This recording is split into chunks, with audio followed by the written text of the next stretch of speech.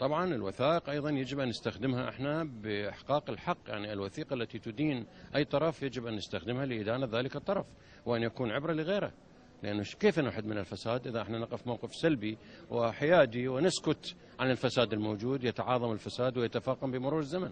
أما إذا لا استخدمنا هذه الوثائق للحد من ظاهرة الفساد، أنا لا أدعو إلى أن يكون القصاص أكثر من الجناية، بس يجب أن نمارس القصاص بقدر الجناية. بمقدار ما تكون جانية يجب أن يقتص منك. أكو يعني أكثر من مشكلة في قضاء الخدمات عموما، مو بس، وبالكهرباء بصورة خاصة.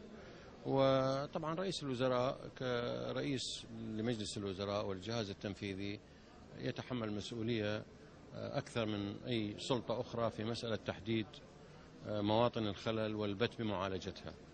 أنا لم أدخل معه في تفاصيل هذه القضية، بس في تقديري يجب أن تعالج قضية الكهرباء، خصوصا نحن في شهر الصيف وشهر رمضان المبارك، ولا ينبغي التساهل في هذه القضية.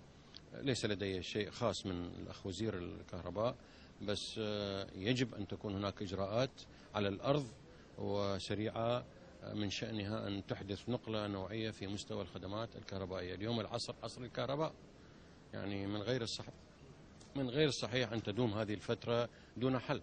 يعني بريطانيا احتفلت عام 1995 بمناسبة مرور 50 سنة على عدم قطع التيار الكهربائي في بريطانيا.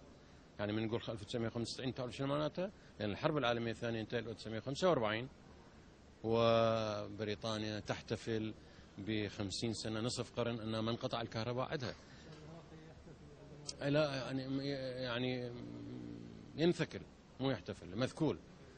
فاحنا يجب أن يعني وضع الكهرباء. طبعا الشيء الذي سمعته من أكثر من جهة مسؤولة وفي مقدمته من الأخ رئيس الوزراء أنه العقود التي برمت مع الدول المعنية بتوفير الكهرباء شق طريقها للإنجاز، بس ستأخذ فترة يعني شوية تعقب هاي الفترة الحالية إلى أن تنجز. بس هذا ما يعني أننا لا نرصد حركة الموظفين والمديرين العامين كافة مرافق الدولة بأي خلل يجب أن نصدى له، مع حفظ الحق بالدفاع عن النفس وتوضيح المواقف. أهلا وسهلا، مرحبا.